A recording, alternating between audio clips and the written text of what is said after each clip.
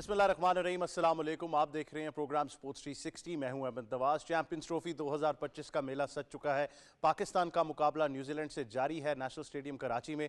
पाकिस्तान के कप्तान मोहम्मद रिजवान ने टॉस जीतकर पहले बॉलिंग का फैसला किया और न्यूजीलैंड ने कुछ शानदार स्टार्ट जरूर किया, लेकिन पाकिस्तान को कुछ विकेट्स बीच में मिली जिसकी वजह से मैच का मोमेंटम पाकिस्तान की तरफ वापस शिफ्ट जरूर हुआ है। लेकिन अभी भी विल यंग एक बहुत शानदार इनिंग्स खेल रहे हैं और उन्होंने एक मुस्तहकम पोजीशन पर न्यूजीलैंड को पहुंचा दिया है। अभी भी तकरीबन 22 ओवर्स का खेल बाकी है और लगता है कि पाकिस्तान को इनको कंटेन करना पड़ेगा, क्योंकि पाकिस्तान की बैटिंग की अगर बात करें तो थोड़ा सा शेकी जरूर रहे हैं, थोड़े से कॉम्बिनेशंस बनाने की कोशिश की गई है। लेकिन मेरे ख्याल से बड़ा पर्टिकुलर है कि आज जब आप इस चैंपियंस ट्रॉफी की बात कर रहे हैं, आज का मैच पाकिस्तान के लिए जीतना इसलिए जरूरी है क्योंकि ये पूरे टूर्नामेंट की टोन डिफाइन कर देगा। और हम आपको बार बार यही बता रहे हैं कि बड़ा मजे का टूर्नामेंट है। आप 4 मैचेस जीतते हैं तो आप चैंपियंस ट्रॉफी जीत जाते हैं, तो इसलिए हर मैच की जो इंपॉर्टेंस है, जो अहमियत है हर मैच की, वो बहुत ज्यादा है। और अगर आज पाकिस्तान जीतता है तो फिर 23 के लिए कहा जा रहा है कि पाकिस्तान बहुत फेवरेट होने वाला है, कि 23 तारीख के मैच में पाकिस्तान जो है उसको अपर एज जरूर होगा। लेकिन एक शानदार कारकर्दगी अभी तक रही है।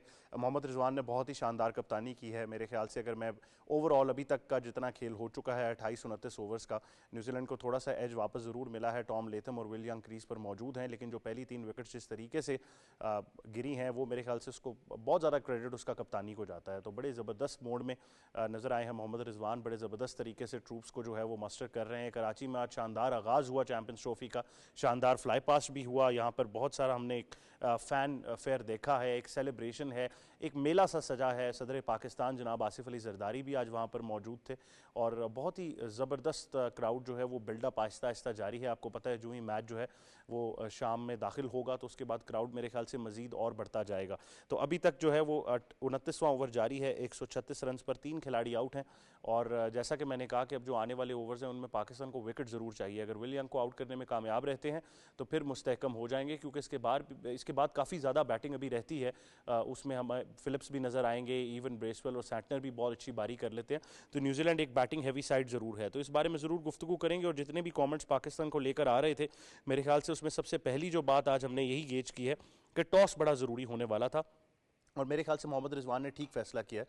उन्होंने टॉस पर भी यही कहा कि मैं यही देखना चाह रहा था कि इसमें बाद में अगर ओस पड़ती है, अगर ड्यू फैक्टर आ जाता है तो हमें ज़्यादा मौका मिलेगा इस टारगेट को चेस करने का। लेकिन एक चीज़ तो मेरे ख्याल से हमारे एक्सपर्ट्स भी आपको बताएंगे कि हर ओवर के साथ साथ हम इस पिच को और बेहतर होता हुआ देख रहे हैं, लेकिन इसमें स्पिन है, इसमें टर्न ज़रूर है। अभी अगर आप लाइव एक्शन देखें तो अंपायर्स रिव्यू की तरफ जो है वो हम ज़रूर गए हैं। आपको लाइव एक्शन भी PTV स्पोर्ट्स पर बराह रास्त मिल रहा है। हम पाकिस्तान टेलीविजन न्यूज़ की मुनासबत से भी आपको तमाम तफसीलात जो हैं उसे आगाह करते रहेंगे। तो अभी ये डिसीजन पेंडिंग है, एक अंपायर्स रिव्यू था और नॉट आउट करार दिया गया है, तो अभी तक कुछ चेंज नहीं हुआ। मेरे ख्याल से जैसे पहले मैं ट्राई सीरीज़ में कर रहा था, न्यूजीलैंड के बैटर्स की थोड़ी और तारीफ करूं ताकि वो कॉमेंटेटर्स कर्स या प्रेजेंटर्स कर्स डलता जाए और विकेट जो हैं वो गिरती जाएं। लेकिन इन तमाम चीज़ों पर हमने गुफ्तगू करनी है, आपको तमाम तफसीलात बतानी है।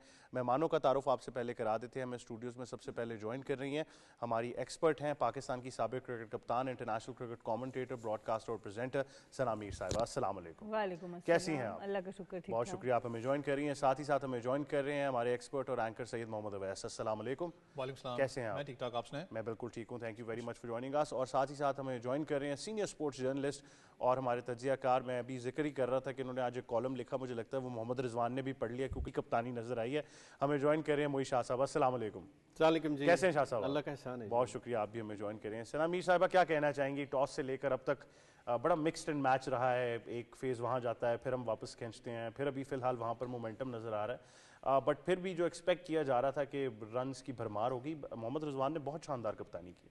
देखिए, अभी तक पाकिस्तान को अच्छा स्टार्ट ज़रूर मिला है, पर टॉस का बहुत इंपॉर्टेंट फैक्टर जो एडवांटेज पाकिस्तान को मिल सकता था वो इनिशियली तो हासिल कर लिया, पर अब जो पार्टनरशिप बन रही है वो थोड़ा सा न्यूजीलैंड की तरफ मैच को लेके जा रही है। हमने 2 मेन खिलाड़ी तो आउट कर दिए, विलियमसन और डैरल मिचेल, पर विल यंग जिनसे रन्स नहीं बन रहे थे ट्राई सीरीज़ में, अब उनका 100 के करीब जाने वाला है। तो आई थिंक शुरू में जो एडवांटेज हमने ले लिया है, पर जिस तरह की स्लो विकेट है उसके ऊपर दाद देनी पड़ेगी न्यूजीलैंड को भी कि जिस तरीके से अभी तक रन रेट लेके चल रहे हैं, अगर इसी तरह चलते रहे और हमें और मजीद विकेट ना मिली तो प्रॉब्लम हो सकती है। पर यहाँ पे एक विकेट भी पाकिस्तान को मैच में बड़ी अच्छी तरीके से वापस ला सकती है। अच्छा, 2 चीजें बड़ी पर्टिकुलर आज रही हैं। एक तो आउटफील्ड बहुत ही ज्यादा तेज थी और न्यूजीलैंड की रनिंग बिटवीन द विकेट्स बहुत शानदार रही आज पूरे दिन। पूरा वक्त जी इनकी सबसे बड़ी बात ही न्यूजीलैंड की ये रहती है कि ग्लेन फिलिप्स अभी आना है जिन्होंने उन्होंने पिछला भी पाकिस्तान का जो पहला मैच था ट्राई सीरीज़ का, वो जो 100 किया था उसमें जो हिटिंग की वो तो अलग है, पर रनिंग बिटवीन द विकेट से जिस तरीके से उन्होंने कन्वर्ट किए अपने रन्स, वो बहुत आउटस्टैंडिंग था। तो अभी उनका आना बाकी है। आई थिंक पाकिस्तान को ये सब देखना होगा और आई होप कि फ़खर जमान फिट हो जाएं, क्योंकि वो फील्ड से बाहर गए थे। तो वो बड़ा एक इम्पॉर्टेंट हमारे लिए की होगा कि फ़खर जमान वापस आके और अपनी बैटिंग भी कर सकें और रनिंग भी फिर उस तरह से कर सकें। मोई शाह साहब, ये पहली खबर अब मुझे आपसे पूछनी पड़ेगी, क्योंकि मैच की दूसरी बॉल पे ही फ़खर जमान जो हैं वो बाहर चले गए। अब तक कोई मुस्बत खबर उस तरह से नहीं आई कि हम कहें जी बिल्कुल पता चल गया क्या हो रहा है। एम्बिग्विटी ज़रूर है, एक स्टेटमेंट भी आई पाकिस्तान क्रिकेट बोर्ड की जानिब से कि हम मॉनिटर कर रहे हैं। आपके पास क्या खबर है? देखिए, मेरा ख्याल है मैं होपफुल हूँ और उम्मीद यही है कि बैटिंग वो कर लेंगे। किस वक्त आते हैं ये कोई पता नहीं है। लेकिन देखें, यहाँ पे एक बड़ा जो इम्पोर्टेंट फैक्टर है, मैं इसको फील कर रहा हूँ, और जो हम सारे प्लेयर्स के लिए बड़ा, मैं हमारे पाकिस्तान के प्लेयर्स के लिए, अभी एक टेनिस के बड़े इंटरनेशनल ट्रेनर आए हुए हैं, लालोविक, वो अमेरिका से आए हैं। वो उस तमाम टॉप 100 प्लेयर के साथ उन्होंने उनकी फिटनेस पे काम किया हुआ है।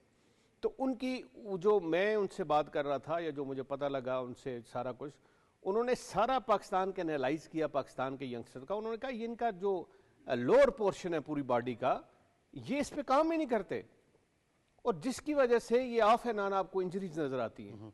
और यही सैम अयूब के साथ हुआ, और इस तरह की थोड़ा बहुत प्रॉब्लम फ़खर जमान के साथ आपने देखा।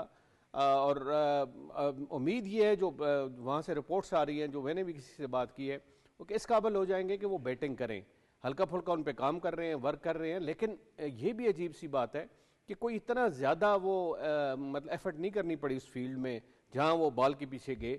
तो फिर उनका इस तरह अचानक मतलब ब्रेक डाउन हो जाना कुछ समझ में नहीं आती। और ये समझ में नहीं आती कि ये फिटनेस की जो हमारी ट्रेनिंग है, ये किस प्राय पे जा रही है, क्या हम अडॉप्ट कर रहे हैं, क्या हम सही फिटनेस का वो लेवल है वो अटेन कर पाते हैं अपने प्लेयर्स के लिए, या नहीं कर पाते। ये प्लेयर्स वो करते हैं, या ऑफ द सीजन या ऑफ द फील्ड जो है वो कितने ट्रेनिंग करते हैं, जब मैचेस नहीं हो रहे, जब टूर्नामेंट नहीं हो रहा, ये एक बड़ा क्वेश्चन मार्क है।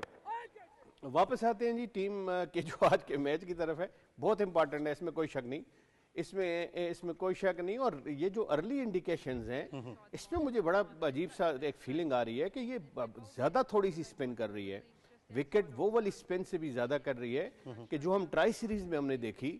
और ये क्योंकि आईसीसी ने ये विकेट्स बनाई हुई हैं, अब आईसीसी ने क्या सोच के बनाया, और मैं ये समझता हूँ कि पाकिस्तान का जो टॉस जीतना है वो बहुत इंपॉर्टेंट था। वो इसलिए इंपॉर्टेंट था कि हो सकता है ये नलीफाई हो जाए, ये स्पिन का ऑप्शन, जब ड्यू थोड़ी आए, ड्यू फैक्टर आए, और इस तरह पाकिस्तान अंडर लाइट्स जब खेलेगा, तो फीलिंग ये मुझे आ रही है कि शायद ये स्पिन जो है और ये जो बहुत ज़्यादा ड्रिफ्ट है, ये थोड़ा कम हो जाए। अच्छा, और इसमें नंबर जरूरी हो जाएंगे। 30 ओवर्स का खेल मुकम्मल हो चुका है, 148 रन हैं, तो तकरीबन 20 ओवर्स का खेल अभी पड़ा है। तो मेरे ख्याल से ये नंबर्स बहुत ज़रूरी होने वाले हैं, क्योंकि वैसे अगर हम पाकिस्तान का रिकॉर्ड उठाकर देखें तो आखिरी 10-15 ओवर्स का रिकॉर्ड हमारा अच्छा नहीं है।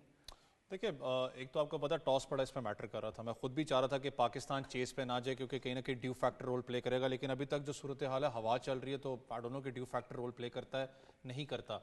लेकिन थोड़ा सा कप्तानी की आपने बात की, मैं खुद भी इस चीज़ को अभी देख ही रहा था। टॉम लेथम क्योंकि बैटिंग कर रहे हैं, टॉम लेथम का आप उठा के एवरेज देखें, ऐसा राइट आर्म ऑफ स्पिनर के खिलाफ वो ज़्यादा स्ट्रगल करते हुए आपको नजर आते हैं। आपने खुशदिल शाह के साथ कैरी करे, मुझे पता उसको स्पिन मिल रहा है, मैं इसलिए कह रहा था अगर उसको मिल रहा है तो सैटनर पता नहीं फिर यहाँ पर इस विकेट पे क्या करेगा। और ऑफ स्पिनर की सहूलत है आपके पास, थोड़ी सी आपके पास सहूलत मौजूद है, थोड़ा सा शायद उस पर काम करने की। दूसरा, अगर थोड़ा सा पेस बैटरी पे आप आ जाए, आपके स्टार्ट ऑफ द इनिंग्स अभी भी आपका इकोनॉमी रेट आपने मेंटेन करके रखा है, लेकिन अगर आप स्टार्ट ऑफ द इनिंग्स की बात करें, आपके पेसेस थोड़ा बहुत मुझे नजर आया कि फ्लो के अंदर नजर आ रहे थे। जो हम उस दिन बात कर रहे थे ना कि आपके प्लेयर्स फिटनेस लेवल को किस तरीके से मिडल ओवर में कैरी करते हैं, वो आपको नजर आ रहा है कि फिटनेस आपकी गिर रही है। आपके नसीम शाह इस वक्त 136-135 के करीब गेंद करवा रहे हैं।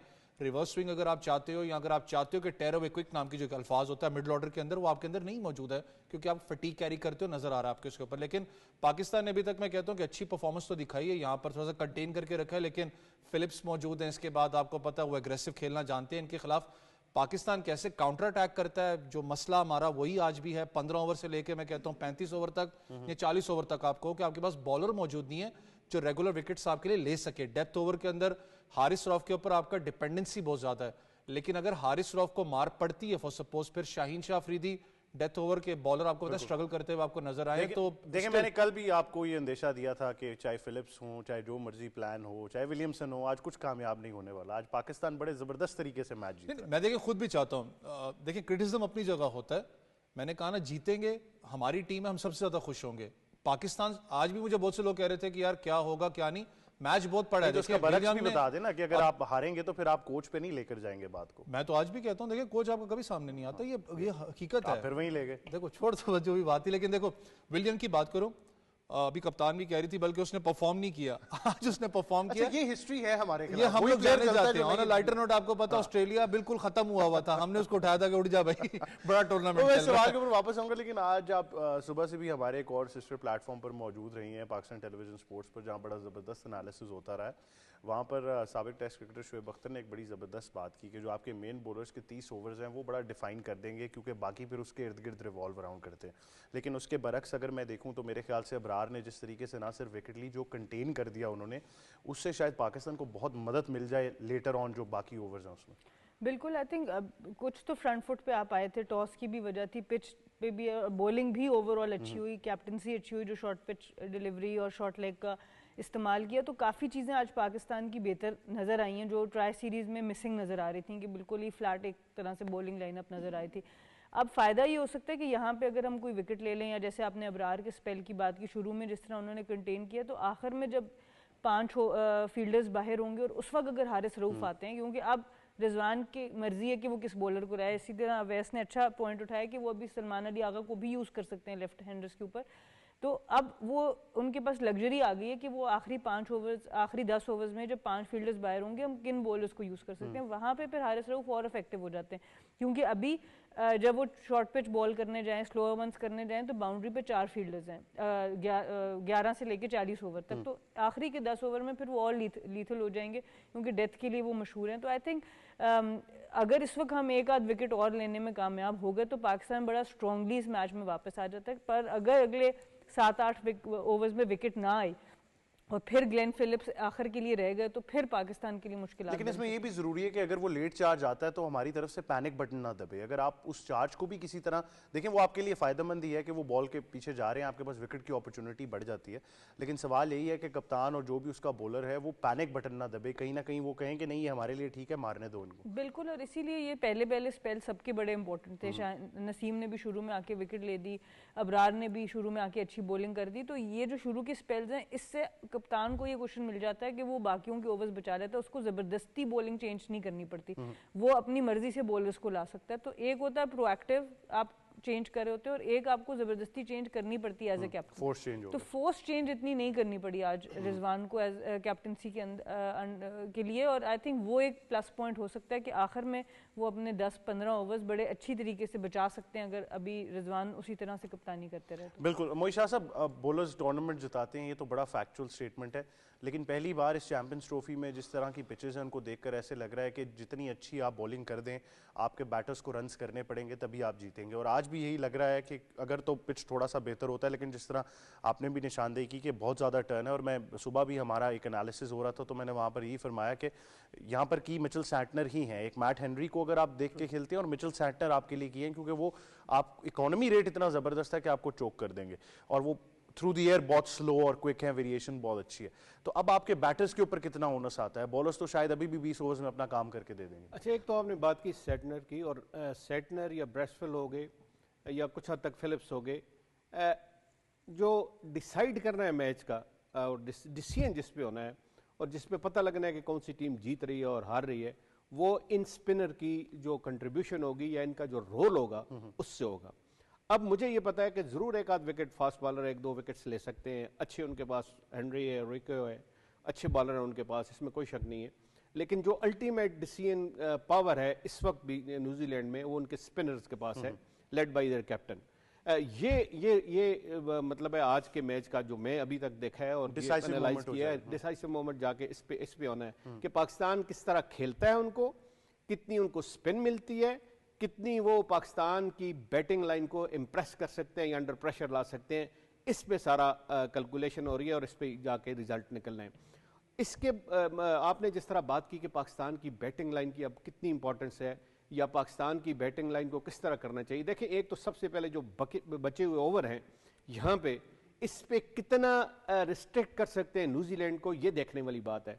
और वो सबसे इंपॉर्टेंट चीज़ होती है कि जब आप साथ साथ विकेटें लेते रहो, एक आध आपको ब्रेक थ्रू मिलती है। जिस तरह आपने अर्ली प्रेशर डाला है, अगर यहाँ आप प्रेशर डालते हैं, 1-2 विकेट्स ऊपर नीचे ले लेते हैं, तो फिर मैं नहीं समझता कि ये कोई 260 270 से ज़्यादा ये जा सकते हैं। हाँ, अगर आपने उनको ज़रा थोड़ा बहुत इजी मतलब है दे दिया, लग्जरी दे दी, बीच में थोड़ा सा लूज बॉलिंग आपने शुरू कर दी, या मतलब है कि ऐसी बॉलिंग जिसको हम पहले नहीं देखा, एक्सपेक्ट नहीं किया कि शाहीन शाह जो है वो इस तरह की बॉलिंग अगले जाके आखिरी 10 ओवर में अगर उन्होंने अच्छी ना की, अच्छी करेंगे भी तो पाकिस्तान के लिए बहुत अच्छा है, लेकिन अगर ना कर सके तो उसका बड़ा पाकिस्तान को फिर नुकसान होगा, और फिर 300 के ऊपर या अराउंड 300 चला गया फिर मुश्किल हो जाती है।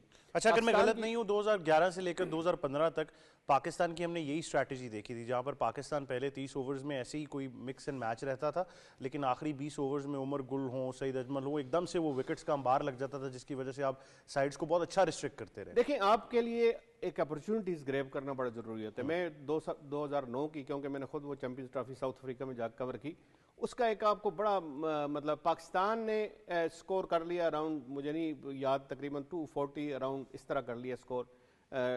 और लेकिन जब उनकी बारी आई, न्यूजीलैंड की बारी आई, तो New Zealand were struggling at that time. तकरीबन वो 30-40 पे 3 आउट हो गए, और फिर वो एलियट थे, उनका इतना इजी कैच आमर की बॉल पे, यूनस ने क्लोज इन छोड़ दिया और इस तरह आया शॉर्ट मिड विकेट पे, बिल्कुल वो छोड़ दिया। और वो आप मतलब है इमेजिन नहीं कर सकते किस तरह का कोई यूनस के स्टैचर का प्लेयर जो छोड़ेगा, ड्रॉप हो सकता है, उससे वो प्रेशर सारा जो है वो निकल गया। अच्छा, एक बार और न्यूजीलैंड से जब भी इस तरह हारे, आप इसी तरह हारे, और एक बार रॉस टेलर के 3 कैच छूटे थे, अगर आपको याद हो। ये तो इस तरह की देखिए अपॉर्चुनिटीज ग्रैब करना बड़ी जरूरी है। अभी कोई अपॉर्चुनिटीज आती हैं पाकिस्तान के पास तो बड़ी जरूरी है। और इसके बाद पाकिस्तान की बैटिंग लाइनअप होपफुली, और इंशाल्लाह मुझे उम्मीद है कि फखर ओपन करेंगे, नीचे नहीं आएंगे, ओपन ही करेंगे और इतनी रिकवर हो जाएंगे कि वो बैटिंग कर सकें। अगर वो अच्छा स्टार्ट पाकिस्तान को मिलता है और थोड़ा बेहतर स्टार्ट मिलता है, ऐसा स्टार्ट कि जहां विकेट कम से कम गिरें, आप 20-25 ओवर में भी अगर आप से के अराउंड 110-115 तक आप जा सकते हैं, कोई मसला नहीं है, तो फिर आपके लिए चांस वो 260-270 का अप्रोचेबल हो जाता है। फिर आप उसको मतलब है एक उसके लिए आप टारगेट करके उसकी तरफ जा सकते हैं। बिल्कुल, और 32वें ओवर का खेल जारी है, 150 रन न्यूजीलैंड के मुकम्मल हो चुके हैं।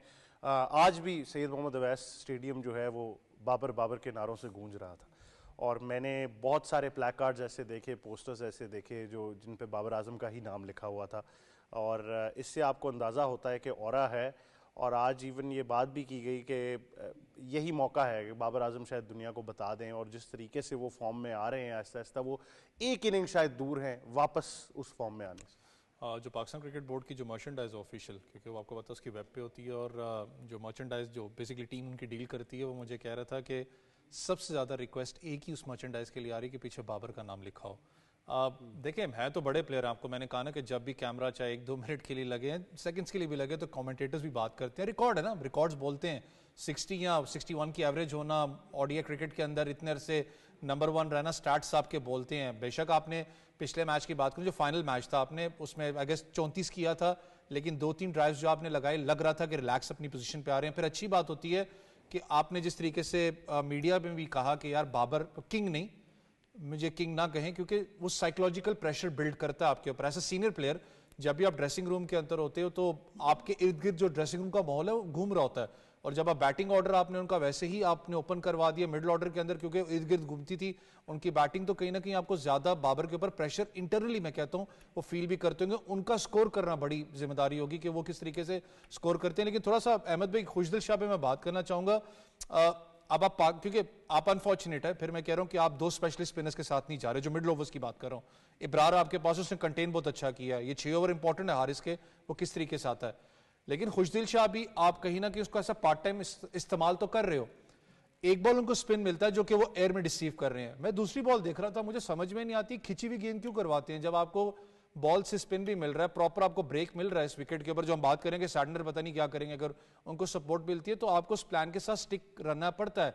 रिजवान बहुत ज्यादा आपको होता है कंटिन्यूसली बात भी करते हैं, तो ऑब्वियसली उनके माइंड में कहीं ना कहीं बात चल रही होगी। उनका भी रोल इतना इंपॉर्टेंट है जितना आपके स्पेशलिस्ट स्पिनर का, क्योंकि आप उसी की जगह पे एक सेंस पे पूरा वो कर रहे हो मामले को।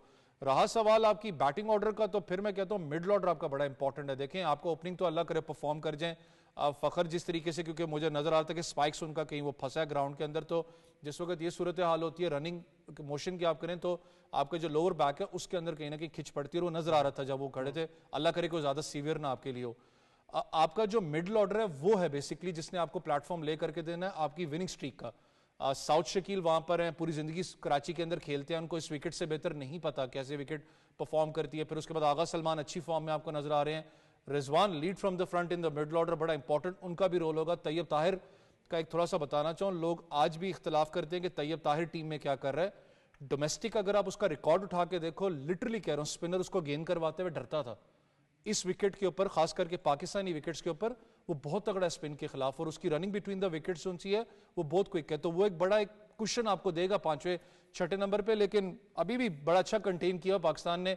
अल्लाह करे कि आप 300 से नीचे इनको कंटेन करके रखें तो it's a good chance for Pakistan. Good chance है, बट इसके बरक्स अगर आप ये भी देखें तो न्यूजीलैंड अभी पिछली बार भी जब हम बात कर रहे हैं पाकिस्तान के खिलाफ उस ट्राई सीरीज़ में भी, तो वो टोटल्स की भी बात की जाती है कहीं ना कहीं। अब यही देखना कि न्यूजीलैंड के बॉलर्स कैसे रिएक्ट करते हैं अगर उन पर वो अटैक जो है वो वापस आता है, क्योंकि उनका रिएक्शन हमने उस तरह से नहीं देखा।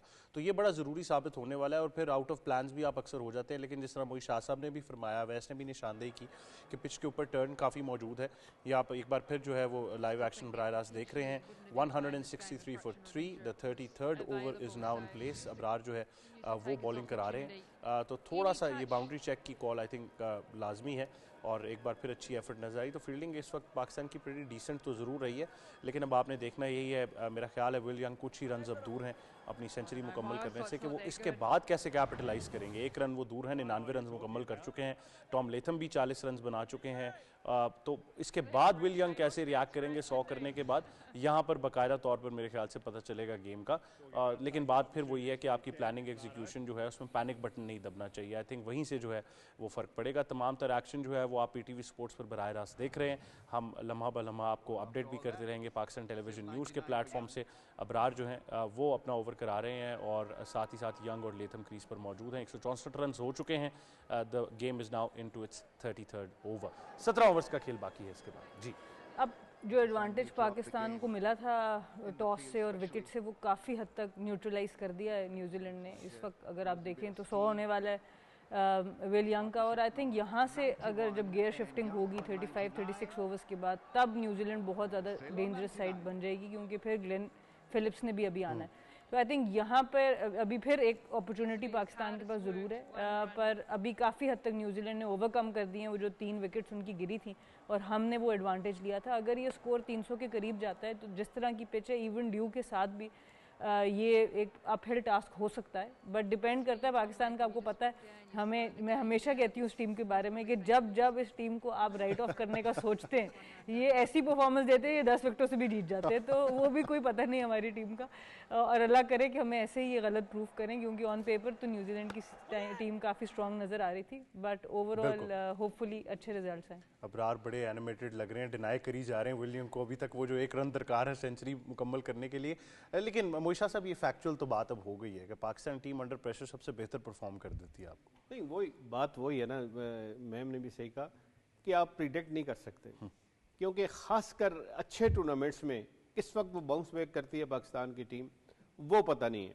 अगर हम देखें प्री टूर्नामेंट हम जो एनालाइज करते रहे हैं, सबके जो एनालिसिस थे, सिंपल सी बात थी, और जो ट्राई सीरीज़ की परफॉर्मेंस थी कि पाकिस्तान वो अपनी क्रिकेट नहीं खेल सका जो पाकिस्तान को खेलनी चाहिए। ये उतनी स्ट्रांग टीम नज़र नहीं आ रही, लेकिन ये किस वक्त स्ट्रांग हो जाती है, और मैच के दरमियान ही ये स्ट्रांग हो जाती है, और फिर ये मेरा ख्याल है किसी को उसके करीब अब नहीं जाने देती। और ये मतलब ज़बरदस्त किस्म का इनका एक जो टीम का एक हमारा टेम्परामेंट है, वो है जब स्पिरिट से खेलते हैं, जब हर प्लेयर कोशिश करता है कि मैं 100% दूं। और इससे बड़ा कोई मैं कहता हूँ स्टेज नहीं है जो चैंपियंस ट्रॉफी की स्टेज है। आपके हम होस्ट कर रहे हैं जी, एक 29 साल बाद एक इवेंट होस्ट कर रहे हैं, तो फिर मेरा ख्याल है वो जज्बा जो चाहिए वो जज्बा ज़रूर होगा। और जिस तरह अभी हमने देखा भी, शुरू में देखा, वो जज्बा नज़र आ रहा था टीम में।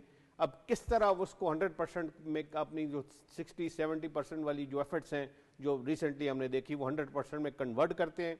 अगर वो सारे प्लेयर बैट्समैन और जो अब रिमेनिंग ओवर्स हैं इसमें बॉलर्स ये कन्वर्ट करने में कामयाब होते हैं, तो मेरा ख्याल है कोई वो नहीं है कि आप ना जीत सकें। आप न्यूजीलैंड को, मैं तो ये कहता हूं कि न्यूजीलैंड को सरप्राइज ना कर सकें, क्योंकि न्यूजीलैंड जितनी आसानी से 2 मैच हमसे जीते हैं रिसेंटली, तो वो शायद इस उनकी जहन में था कि it would be another cake walk, तो वो केक वॉक वाली बात अभी वो नहीं नजर आ रही।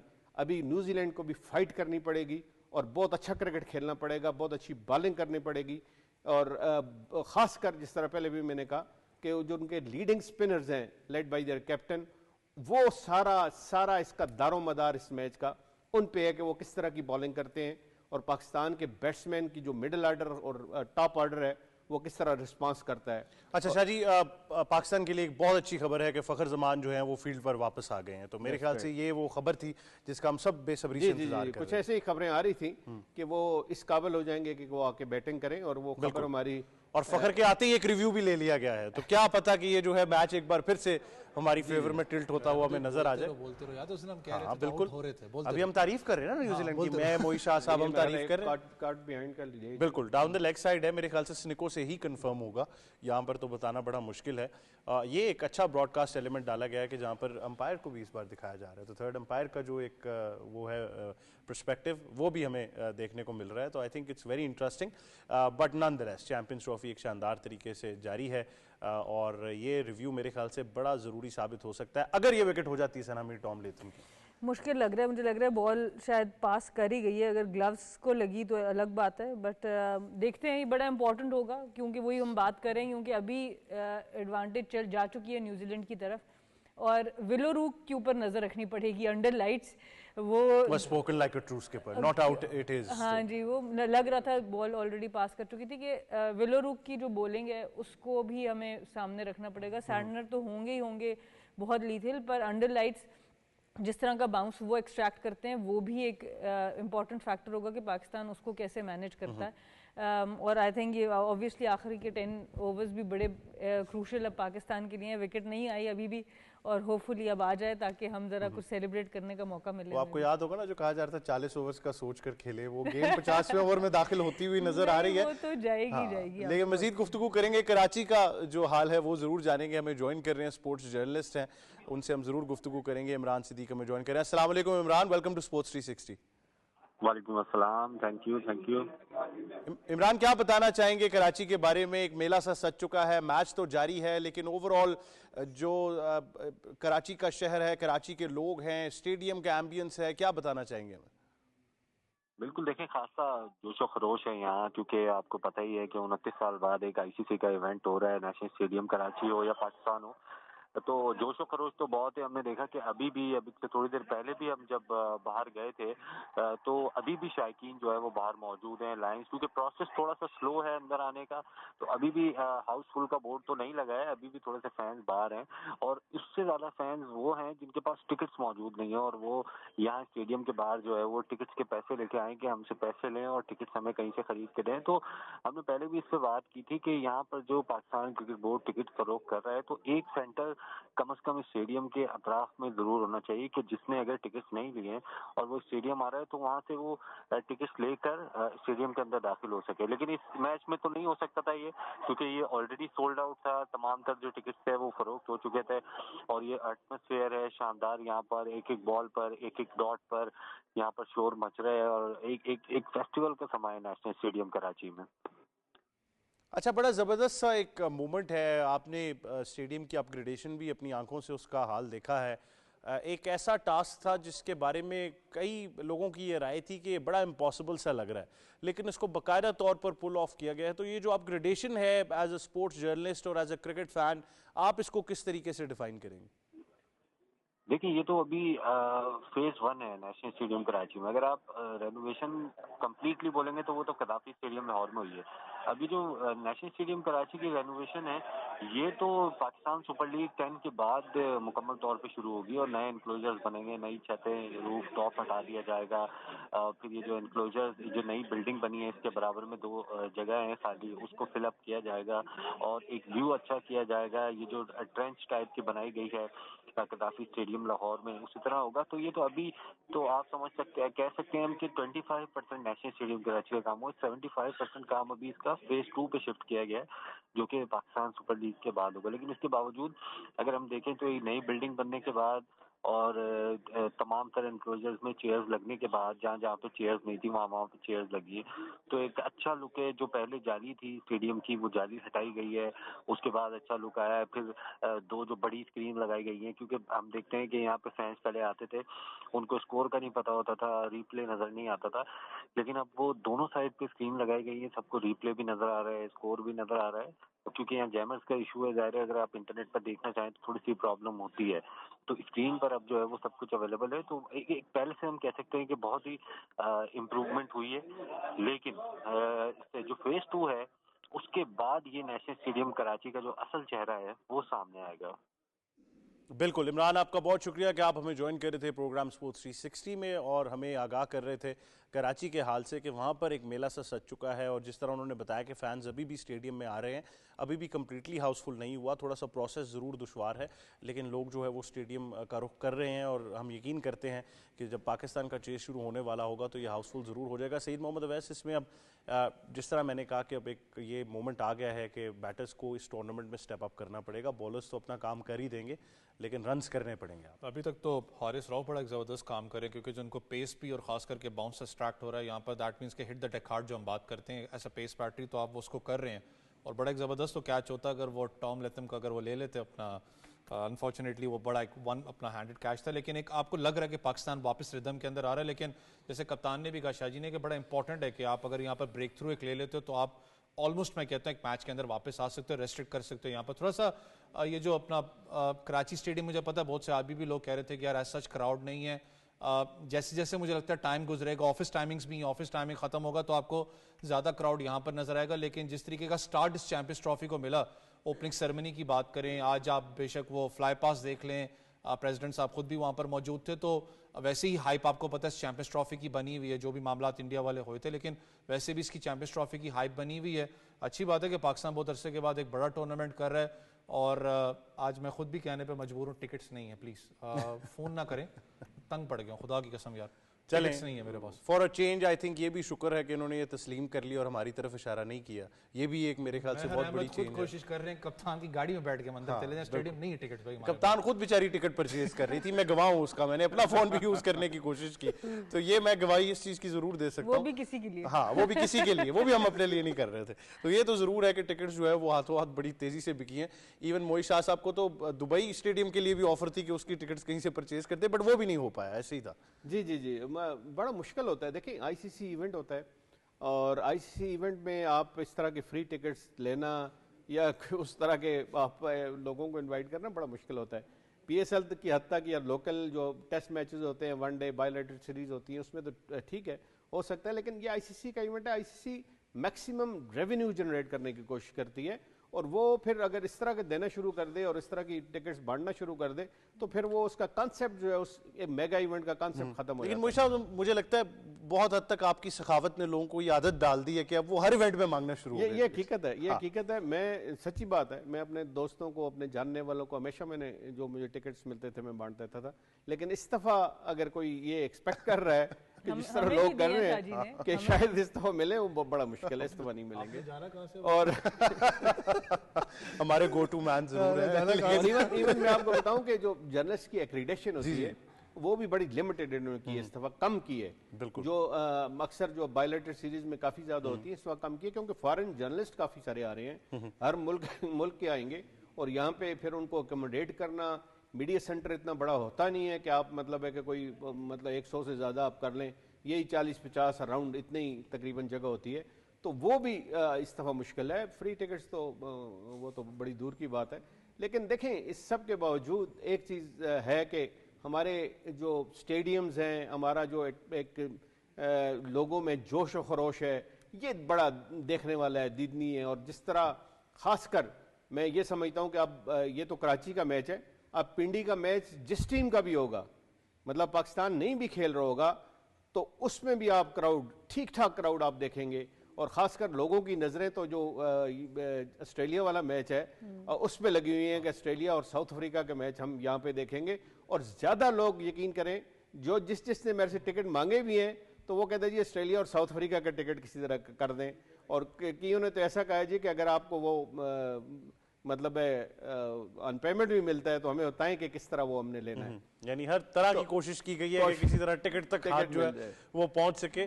लेकिन जाहिरी बात है, जो हम आपको बताते जा रहे थे जब टिकट्स ऑन सेल हो रही थी कि आप फौरन जो है वो रुक करें वेबसाइट का, ये सोल्ड आउट हो जाएंगी। अगर आपने हमारी बात सुनी तो आप कामयाब रहे, अगर आपने नहीं सुनी तो फिर आप कामयाब नहीं रहे। तो आप सिर्फ स्पोर्ट्स 360 को जब देखते हैं, फॉलो करते हैं, तो फिर बात भी सुना कीजिए और फौरन टिकट, जब हम आपको बता दें कि टिकट ऑन सेल जा रही है, फौरन चले जाए। But that being said, Sana Mir owners अब बैटर्स के ऊपर आ चुका है।